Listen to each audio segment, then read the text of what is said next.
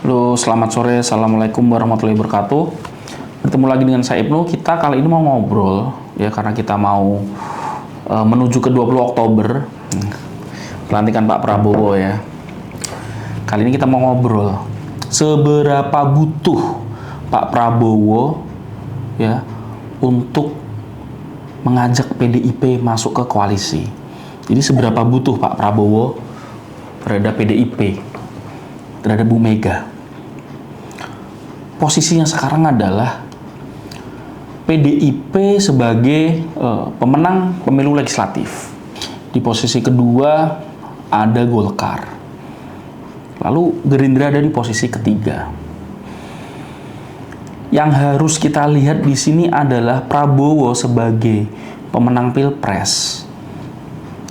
Partainya tidak cukup kuat untuk benar-benar bisa mengawal Pak Prabowo nantinya. Kalau kita belajar melihat ke belakang dari Joko Widodo di tahun 2014 ya, lalu muncul tuh konfliknya dengan PDIP dimulai di tahun 2015 karena Joko Widodo bukan sebagai pimpinan partai saat itu. Ya, sehingga kita lihat Jokowi pelan-pelan akhirnya mulai melihat bahwa dia butuh untuk didukung partai-partai politik. Ya. Dia berkompromi sehingga di masa kepemimpinannya yang di periode 2019-2024 akhirnya dia juga mengajak Prabowo, dan stabilitas di internal kabinet itu sangat diperlukan. Untuk membentuk stabilitas itu salah satunya adalah dukungan partai itu harus solid. Lalu pertanyaannya, koalisi pendukung Prabowo ini kan koalisi gemuk, Kim Plus, atau kalau kita tarik sebelum ada Kim Plus ada Kim, itu juga masih mayoritas. Kita lihat apa yang dibutuhkan oleh Prabowo sebenarnya. Gerindra hanya nomor 3 di bawah PDIP dan Golkar. Dan kita juga harus paham betul Jokowi sebagai petahana tidak ingin langsung kehilangan pamor, tidak ingin langsung kehilangan kekuatannya. Yang membedakan Jokowi dengan SBY di masa-masa akhir kepemimpinannya adalah terkait Lemdak. SBY di akhir-akhir masa kepemimpinannya seperti ditinggalkan oleh partai-partai lain. SBY seperti sudah tidak dalam tanda kutip dianggap tidak berkuasa lagi.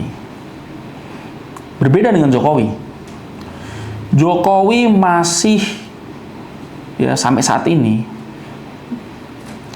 memang pamornya semakin menurun ya dengan beberapa isu dan kasus yang mulai merebak di masyarakat. Tetapi secara real politik Jokowi masih cukup kuat.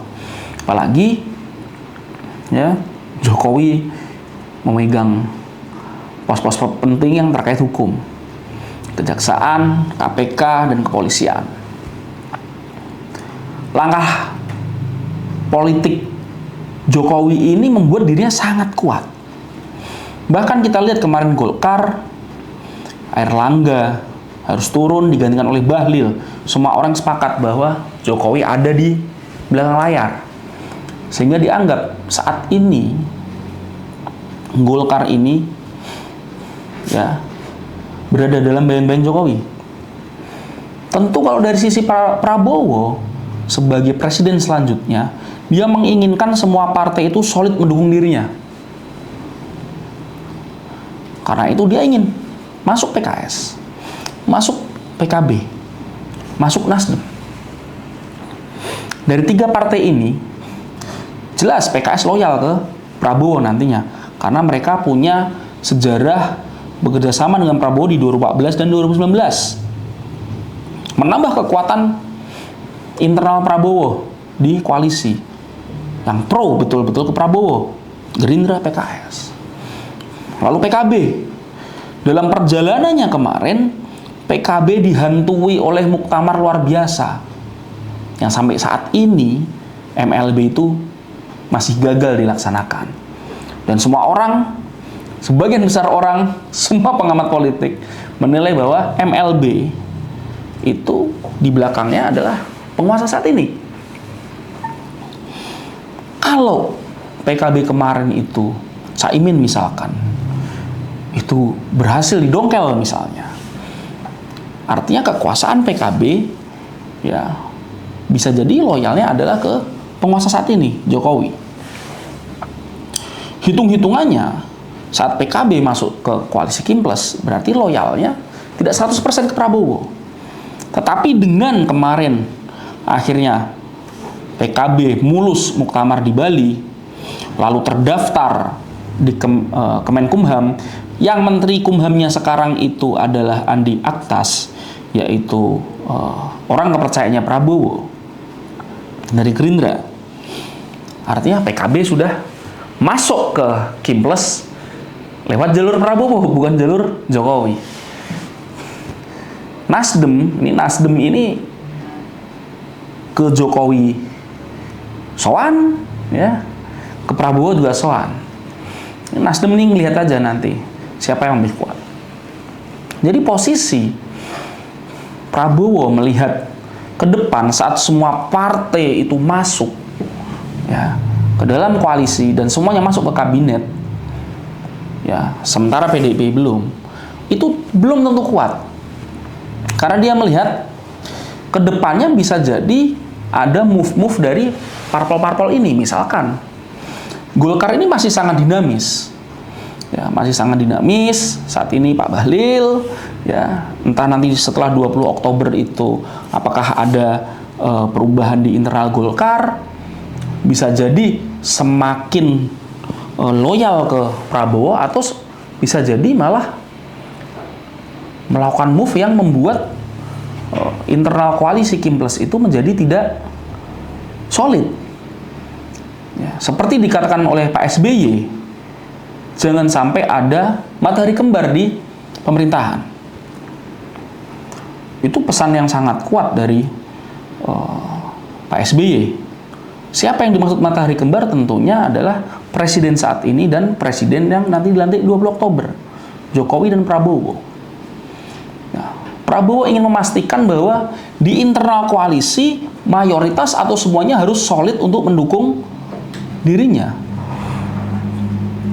Untuk mengantisipasi dinamisasi yang ada di internal Golkar, Prabowo juga melakukan move. Prabowo ingin agar PDIP juga bergabung dengan koalisi.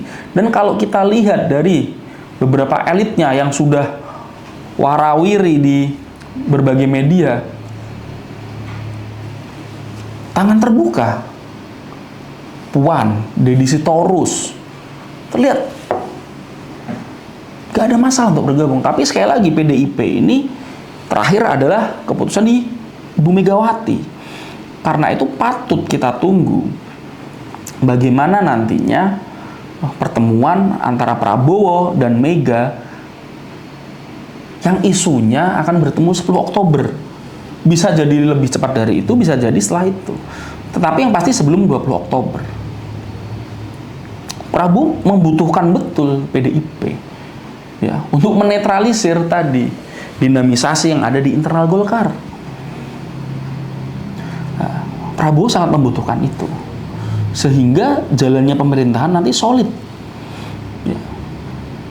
Itu juga yang mendasari ya dari Kim Plus, terutama Gerindra sebagai pimpinan koalisi, tidak mengubah Undang-Undang MD3 sehingga ya untuk menunjuk pimpinan DPR dan juga di daerah DPRD di provinsi dan di kota kabupaten, aturannya tidak diubah.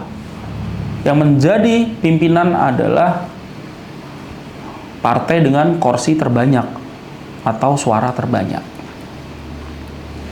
Dan Puan aman melenggang.